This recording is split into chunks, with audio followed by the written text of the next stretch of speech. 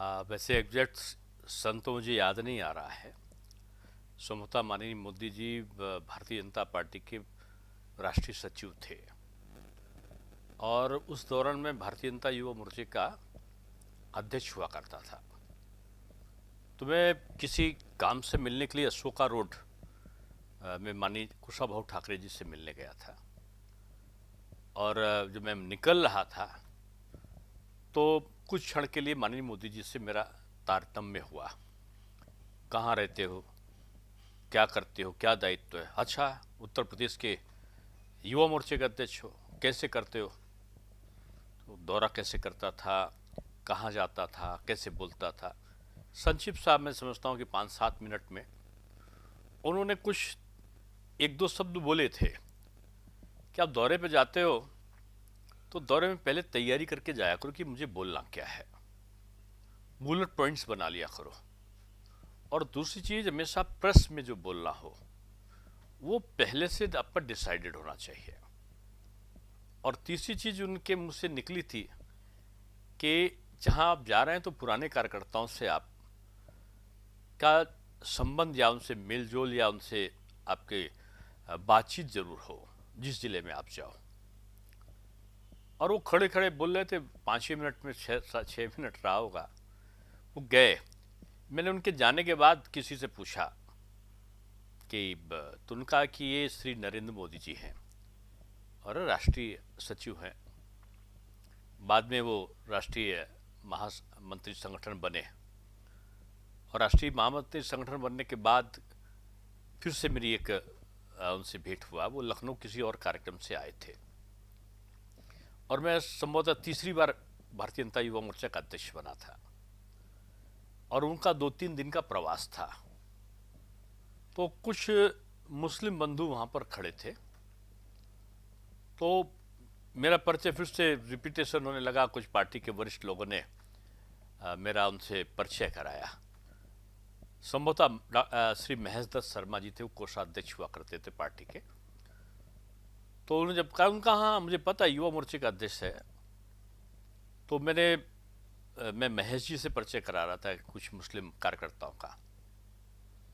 तो उन्होंने कहा कि यूथ मुस्लिम कितना आपने जोड़ा है जो अल्पसंख्यक माइनॉरिटी का है? हमने कहा मेरे पास अच्छी खासी संख्या में है। कोई कार्यक्रम कभी किया है? मैंने कहा अलग से तो इस नाम पे नहीं किया, लेकिन मेरे कार्यक्रमों में आते हैं। कोई अलग से कार्यक्रम कर सकते हैं क्या? हाँ हाँ कर सकते हैं। कितना समय लगेगा? हम कहा जब कहेंगे 1-2 दिन में हो जाएगा। 1-2 दिन में हो जाएगा। हाँ, पार्टी कार्यालय के पास में ही एक बड़ा सा सभागार था, सहकारिता भवन। वहाँ पे जो यूथ थे माइनॉरिटी का, उनका मैंने कार्यक्रम रखा और बहुत अच्छी संख्या उसमें आई। और मुझे याद है कि कार्यक्रम में जो उस समय के अल्पसंख्यक मोर्चे के वरिष्ठ नेता लोग थे, उन्होंने मंच बताया यूथ के, उन्होंने मंच पे वो आ गए और उन्होंने लंबी तकरीर कर दी।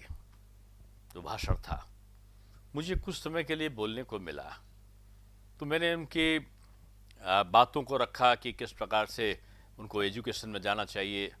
दूसरे दल उनको केवल वोट बैंक कर रहे हैं, दरदोजी और पंचर का काम केवल मुस्लिम युवक करते रहें और उनको शिक्षा न मिले, यही ये चाहते हैं। ऐसा इस प्रकार का भाषण का मेरा पॉइंट्स थे कि शिक्षा हाथ में कलम हो और कलम आपका हथियार बने और आप भी आईएएस बनो, डॉक्टर बनो, प्रोफेसर बनो, ये आपकी पहचान अलग हो। इस प्रकार का मेरा नौजवानों के प्रति भाषण के शब्द थे। और लगा कि मोदी जी को आना था, लेकिन मोदी जी नहीं दिखाई पड़े। तो मैं आखिर में समझ काफ़ी देर तक हो चुका था, तो मैंने कहा कि जो आयोजक थे उनसे मैंने ही समापन के लिए लिया। हम कहा कि हमारे जो और अतिथि आने थे तो हमारे महामंत्री संगठन, तो नहीं आए। उनका नहीं आया हूँ, मैं बैठा हूँ। तो पीछे बैठ के वो सुन रहे थे वो। और क्योंकि काफ़ी उस हॉल में बहुत उजाला नहीं था, तो हम लोग देख ही नहीं पाए थे कि वो पीछे भीड़ के अंदर पीछे बीच में बैठे हैं। बाद में उनसे बोलने का आग्रह किया गया, उनका कि नहीं काफ़ी देर हो गई, कार्यक्रम बहुत लंबा नहीं चलाया करो। कार्यक्रम में जो भी बोलो एक मैसेज जाना चाहिए, और जो भी बोलिए वो आप कर सकते हो या आप कर रहे हो वही बोला करो। आपने ठीक बोला। तो उसके बाद उन्होंने वरिष्ठ लोगों को कहा, आप इतने लंबे भाषण न किया करिए, और भाषण में आपने जिनको बुलाया उनकी आलोचना मत किया करिए, उनकी अच्छी चीज़ों को लीजिए और क्या उनको पॉजिटिव देश के लिए करना चाहिए ये बोलिए।